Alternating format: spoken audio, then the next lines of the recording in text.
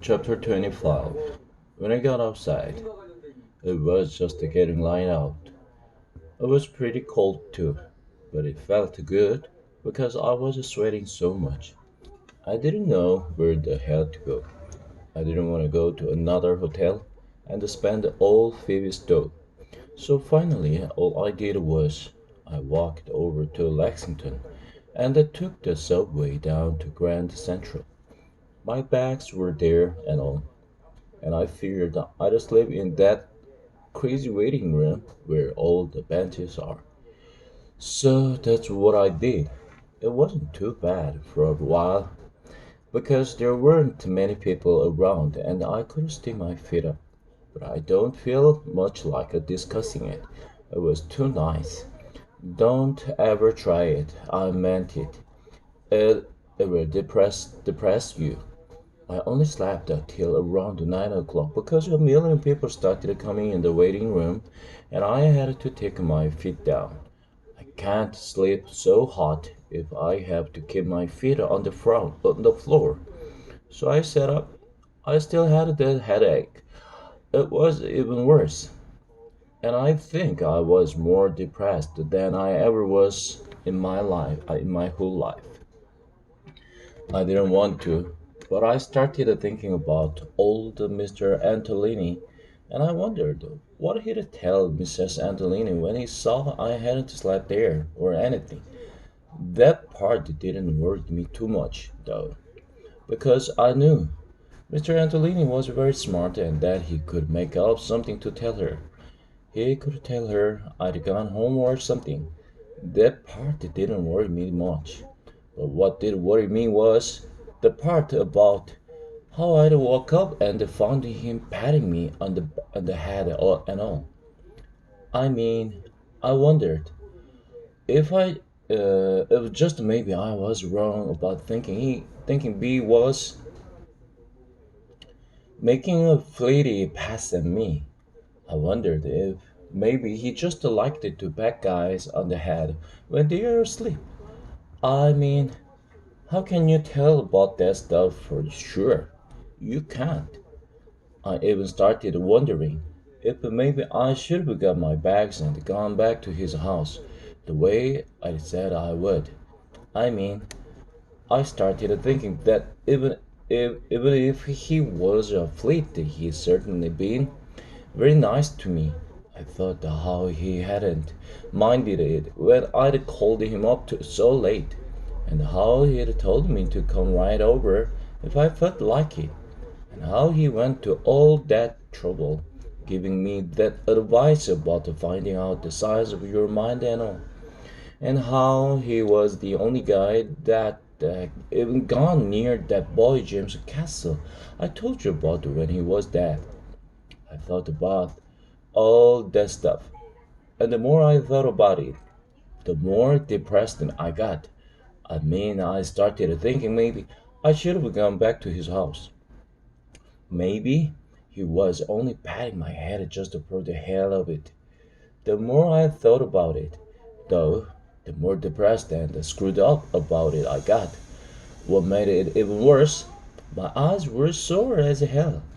They felt sore and burny from not getting too much sleep. Besides that, I was getting sort of a cold, and I didn't even have a goddamn handkerchief with me. I had some in my suitcase, but I didn't feel like taking it out of that strong box and opening it up right in public and all. There was this magazine that somebody left on the bench next to me, so I started reading it, thinking it'd make me stop thinking about the Mr. Antolini and a million other things for at least a little while. But this damn article I started reading made me feel almost worse. It was all about hormones. It describes how you should look, your face and eyes and all. If your hormones were in good shape, and I think I looked that way at all, I looked exactly like the guy in the article with large hormones. So I started getting worried about my hormones. Then I read, uh, then I read this. other article about how you can tell if you have cancer or not. It said if you had any sores in your mouth that didn't heal pretty quickly, it was a sign that you probably had cancer. I'd had this sore on the inside of my lip for about 2 weeks, so figured I was getting cancer. That magazine was some little cheerleader upper. I finally quit reading it and went outside for a walk. I figured I'd be dead in a couple of months because I had cancer. I really did. I was even positive I would be. It certainly didn't make me feel too gorgeous. It sort of looked like it was going to rain, but I went for this walk anyway. For one thing, I figured I ought to get some breakfast. I wasn't at all hungry, but I figured I ought to at least eat something. I mean, at least get something with some vitamins in it. So I started walking way over east, where the pretty cheap restaurants are, because I didn't want to spend a lot of dough. While I was walking, I passed these two guys that were unloading this big Christmas tree off a truck. One guy kept saying to the other guy, "Hold the son of a bitch up! Hold it up, for Christ's sake!" It certainly was a gorgeous way to talk about a Christmas tree. It was sort of funny, though, in an awful way, and I started to sort of laugh. It was about the worst thing I could have done. Because the minute I started to laugh, I thought I was going to vomit. I really did. I even started to, but it went away. I don't know why. I mean, I hadn't eaten anything unsanitary or like that, and usually I have quite a strong stomach. Anyway, I got over it. And I figured I'd feel better if I had something to eat. So I went in this very cheap looking restaurant and had donuts and coffee. Only I didn't eat the donuts. I couldn't swallow them too well. The thing is, if you get very depressed about something, it's hard as hell to swallow. The waiter was very nice, though. He took them back without charging me. I just drank the coffee. Then I left and started walking over toward the Fifth Avenue. It was Monday and all, and pretty near Christmas, and all the stores were open, so it wasn't too bad walking on Fifth Avenue. It was very Christmassy. All those scraggy looking Santa Clauses were standing on corners ringing those bells, and the Salvation Army girls, the ones that don't wear any lipstick or anything, were ringing bells too. I saw a cab looking around for those two nuns I'd met at breakfast the day before, but I didn't see them. I knew I wouldn't, because they'd told me they'd come to New York to be school teachers, but I kept looking for them anyway. Anyway, it was pretty Christmassy all of a sudden. A million little kids were downtown with their mothers, getting on and off buses and coming in and out of stores. I wished old Phoebe was around. She's not little enough anymore to go stark, staring mad in the toy department, but she enjoys horsing around and looking at the people. The Christmas before I last, I took her downtown shopping with me. We had a hell of a time. I think it was in uh, Blooming Bloomingdale's. We went in the shoe department and we pretended she, old Phoebe, wanted to get a pair of those very high storm shoes, the kind that have about a million holes to lace up. We had the poor salesman guy going crazy. Old Phoebe tried on about 20 pairs, and each time the poor guy had to lace one shoe all the way up. It was a dirty trick, but it killed the old Phoebe. We finally bought a pair of moccasins and charged them. The salesman was very nice about it. I think he knew we were horsing around, because old Phoebe always started giggling. Anyway, I kept walking and walking on Fifth Avenue without any tie on or anything. Then, all of a sudden, something very spooky started happening.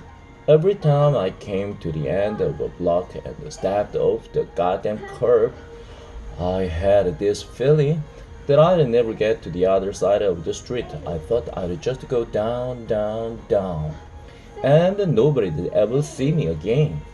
Boy, did it scare me. You can't imagine. I started sweating like a bastard. My whole shirt and underwear and everything. Then I started doing something else. Every time I'd get to the end of a block, I'd make believe I was talking to my brother Ellie. I'd say to him, Ellie, don't let me disappear. Ellie, don't let me disappear. Ellie, don't let me disappear, please, Ellie.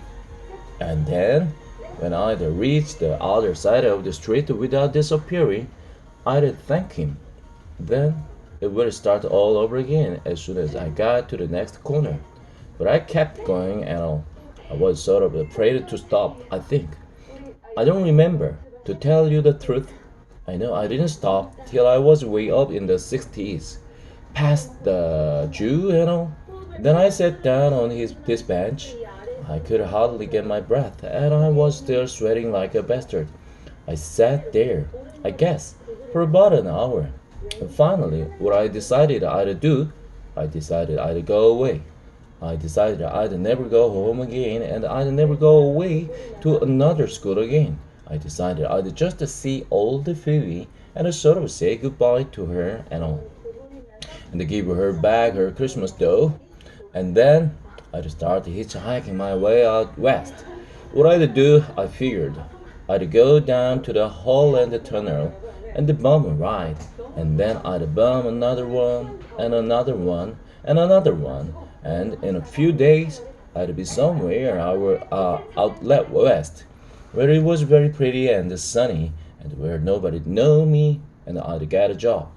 I figured I could get a job at a filling station somewhere, putting gas and oil in people's cars.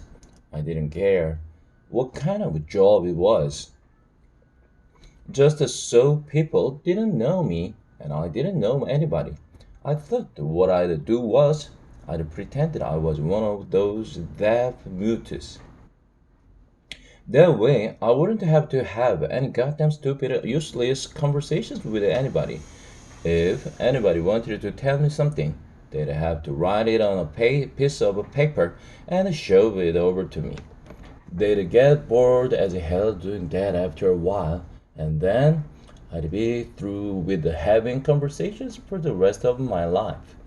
Everybody'd think I was just a poor deaf mute bastard, and they'd leave me alone. They'd let me put gas and oil in their stupid cars, and they'd pay me a salary and all for it. And I'd build me a little cabin somewhere with the dough I made and live there for the rest of my life.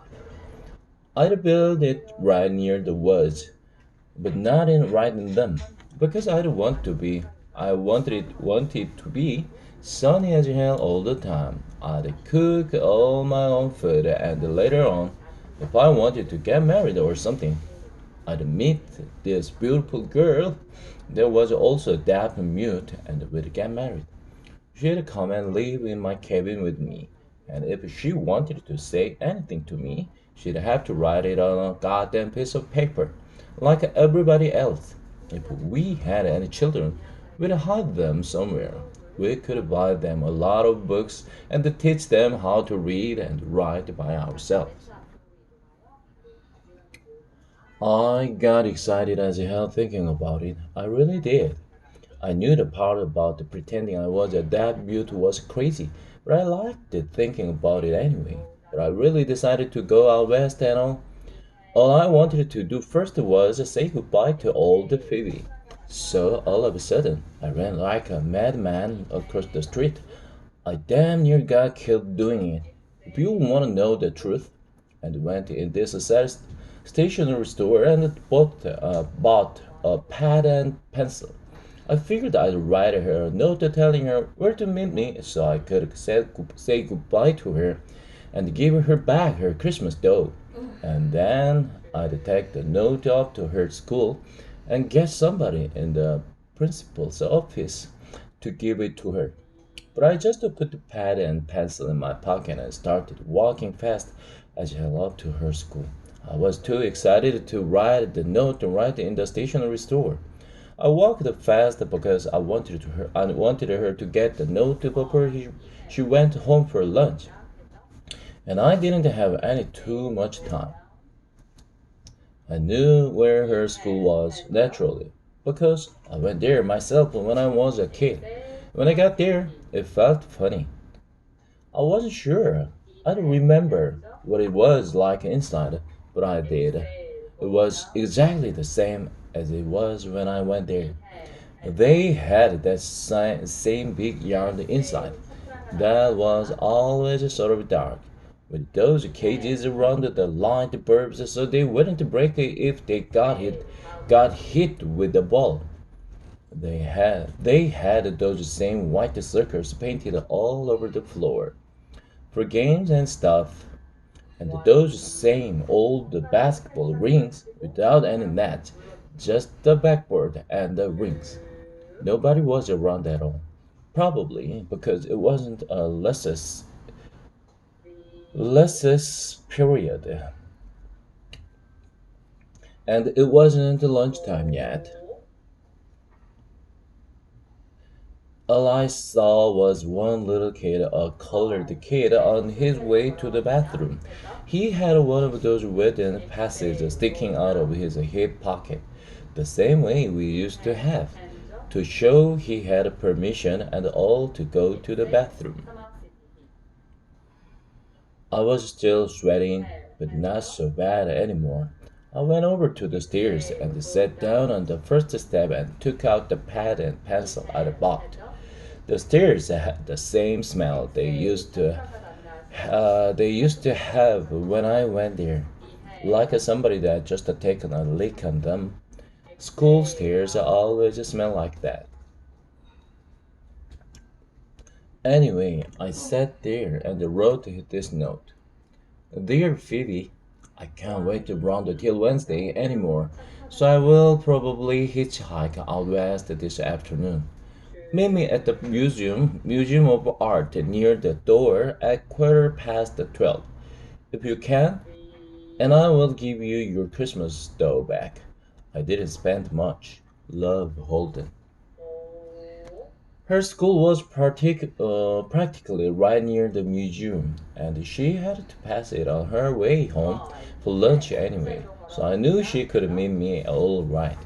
Then I started walking up the stairs to the principal's office so I could give the note to somebody that would bring it to her in her classroom. I folded it about 10 times so nobody would open it. You can't trust anybody in a goddamn school. But I knew they'd give it to her if I was her brother-in-law. While I was walking up the stairs, though, all of a sudden I thought I was going to puke again. Only I didn't. I sat down for a second and then I felt better. But while I was sitting down, I saw something that drove me crazy. Somebody had written "fuck you" on the wall. It drove me damn near crazy. I thought how Phoebe and all the other little kids would see it, and how they'd wonder what the hell it meant. And then finally some dirty kid would tell them, all cocky, naturally, what it meant, and how they'd all think about it and maybe even worry about it for a couple of days. I kept wanting to kill whoever they had written it. I figured it was some perverty bum that they sneaked in the school late at night to take a leak or something, and then wrote it on the wall. I kept picturing myself catching him at it, and how I'd smash his head on the stone steps till he was good and goddamn dead and bloody. But I knew too, I wouldn't have the guts to do it. I knew that. That made me even more depressed. I hardly even had the guts to rub it off the wall with my hand. If you want to know the truth, I was afraid that some teacher would catch me rubbing it off and would think I'd written it. But I rubbed it out anyway, finally. Then I went on up to the principal's office. The principal didn't seem to be around, but some older lady around 100 years old was sitting at a typewriter. I told her I was Phoebe Caulfield's brother in Poby 1, and I asked her to please give Phoebe the note. I said it was very important because my mother was sick and wanted to have lunch ready for Phoebe, and that she'd have to meet me and have lunch in a drugstore. She was very nice about it. The old lady. She took the note off me and called some other lady from the next office, and the other lady went to give it to Phoebe. Then the old lady that was around 100 years old, and I shot the breeze for a while. She was pretty nice, and I told her how I'd gone there to school too, and my brothers. She asked me where I went to school now, and I told her Pansy. And she said Pansy was a very good school. Even if I wouldn't have had the strength to straighten her out. Besides, if she thought Pansy was a very good school, let her think it. You hate to tell new stuff to somebody around 100 years old. They don't like to hear it. Then, after a while, I left. It was funny. She yelled good luck at me the same way old Spencer did. When I left the Pansy, God, how I hate it when somebody yells good luck at me when I'm leaving somewhere. It's depressing. I went down by a different staircase and I saw another fuck you on the wall. I tried to rub it off with my hand again, but this one was scratched on with a knife or something. It wouldn't come off. It's hopeless anyway. If you had a million years to do it in, you couldn't rub out even half the fuck you signs in the world. It's impossible. I looked at the clock in the recess yard and it was only 20 to 12. So I had quite a lot of time to kill before I met old Fifi. But I just walked over to the museum anyway. There wasn't any place else to go. I thought maybe I might stop in a phone booth and give old Jean Gallagher a buzz before I started bumming my way west. But I wasn't in the mood. For one thing, I wasn't even sure she was home for vacation yet. So I just went over to the museum and hung around. While I was waiting around for Phoebe in the museum, right inside the doors and all, these two little kids came up to me and asked me if I knew where the mummies were. The one little kid, the one that asked me, had his pants open. I told him about it, so he buttoned them up right where he was standing talking to me. He didn't